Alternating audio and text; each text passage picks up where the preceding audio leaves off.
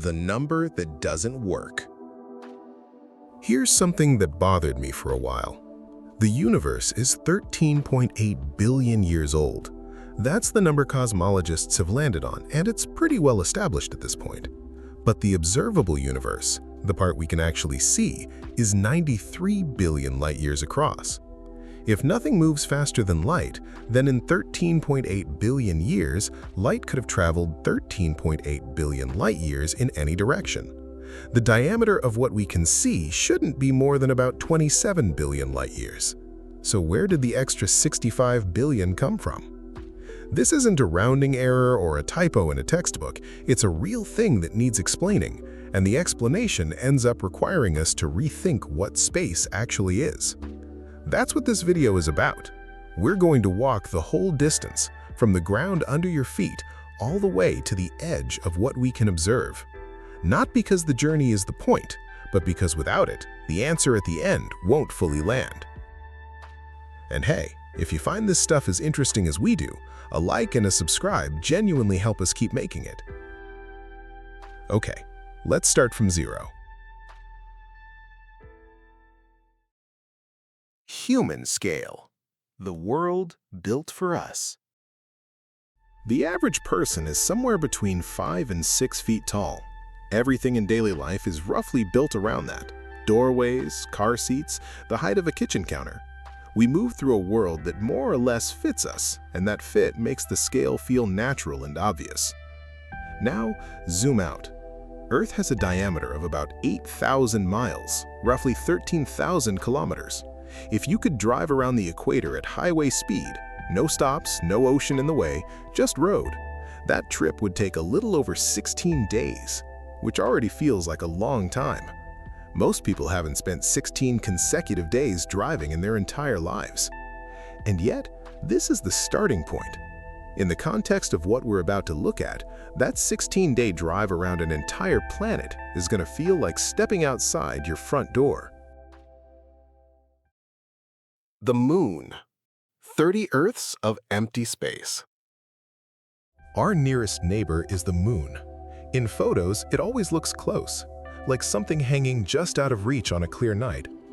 The actual average distance is about 239,000 miles, around 384,000 kilometers. To give that some shape, you could line up roughly 30 Earths side by side and just barely fill that gap. 30 planets, edge to edge, just to get from here to there. The Apollo astronauts, moving faster than any humans before them, took about 3 days to make the crossing. A car driving non-stop would take over 5 months. 5 months of watching Earth shrink behind you, from a sphere to a marble to eventually a faint blue-white point that you'd have to look for to find. We've done this trip. Humans have actually made it. And it still barely registers as nearby once you look at the real numbers. Light speed. A better ruler. At this point, miles start becoming less useful. The numbers ahead get large enough that they stop carrying any real meaning even when written out. We'll still use them occasionally as a reference point, but our main measuring stick from here is the speed of light. Light travels at about 186,000 miles per second, about 300,000 kilometers per second. That's fast enough to circle the Earth more than 7 times in 1 second. With that as a measuring stick, we can say the Moon is about 1.3 light seconds away. The Sun, 93 million miles, about 150 million kilometers out, is about 8 light minutes. That 8-minute figure has a strange implication. If the Sun vanished right now, we'd have no idea for over 8 minutes. We'd still see it, still feel the warmth on our faces. Everything would seem completely normal. And then at some point, it just wouldn't be. 1 light year is the distance light covers in a full year, roughly 5.88 trillion miles, about 9.46 trillion kilometers. It's a unit of distance, not time, even though it sounds like one. That's a clarification worth making, because the word year in there tends to confuse things. We'll be using light years a lot from here on out. The solar system. more room than you'd think.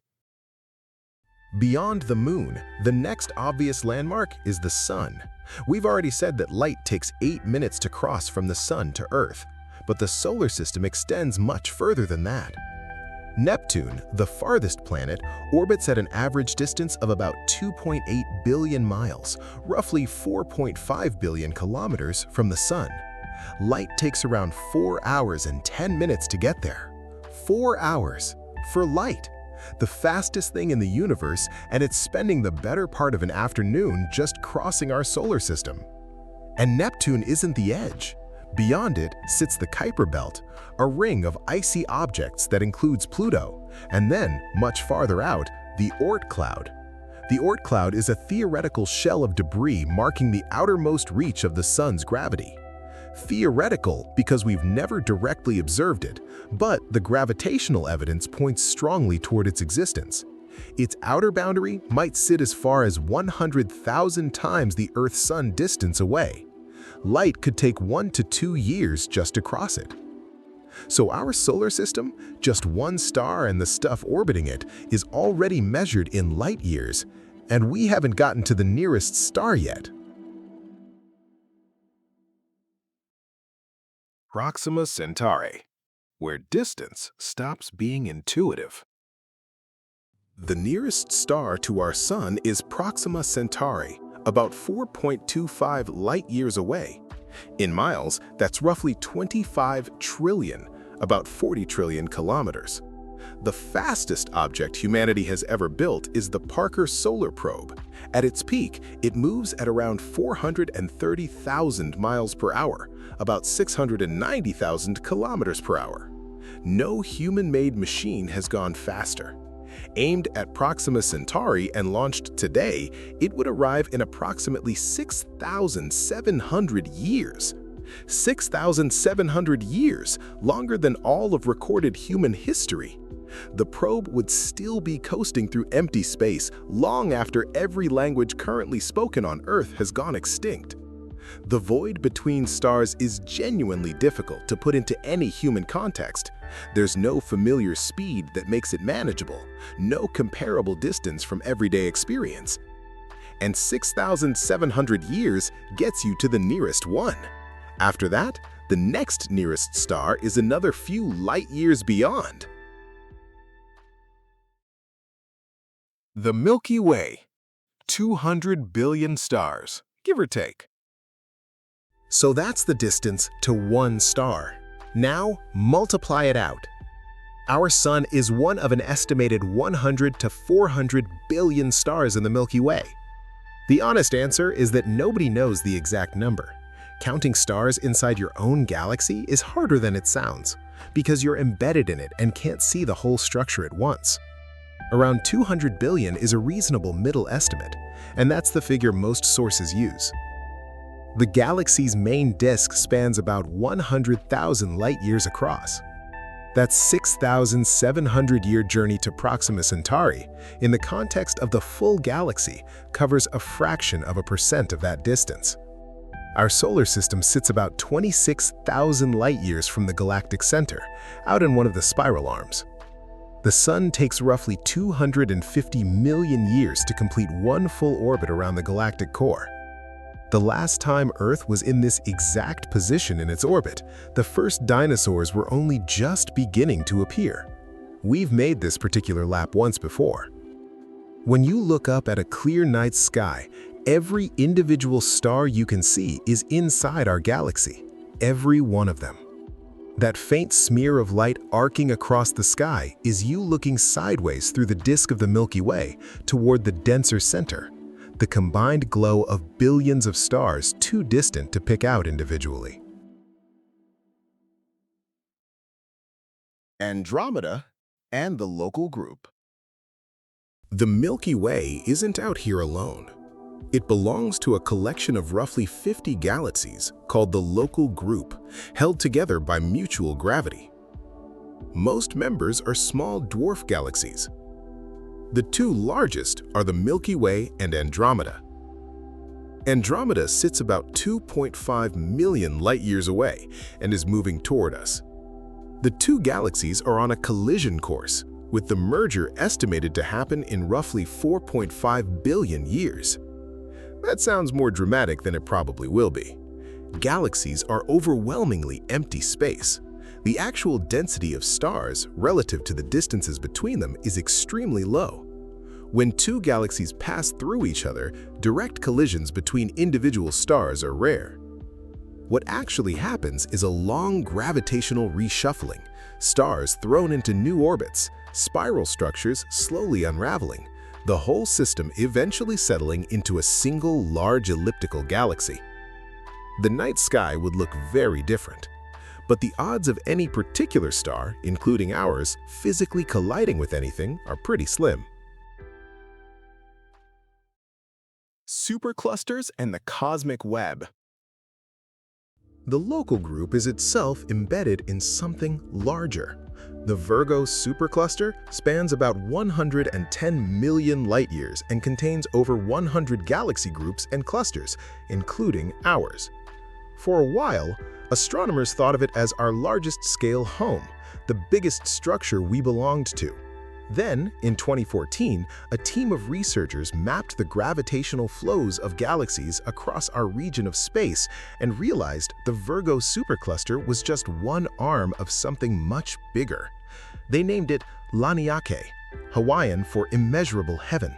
It spans roughly 520 million light-years and contains around 100,000 galaxies, including ours, with a combined mass approximately 100 quadrillion times that of our Sun.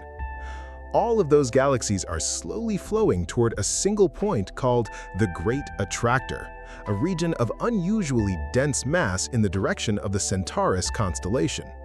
We can't observe it directly because our own galactic disk blocks the view. What we can measure is its gravitational effect on everything around it, including the Milky Way. Pull back further and the universe reveals a structure nobody really anticipated. Galaxies aren't randomly scattered.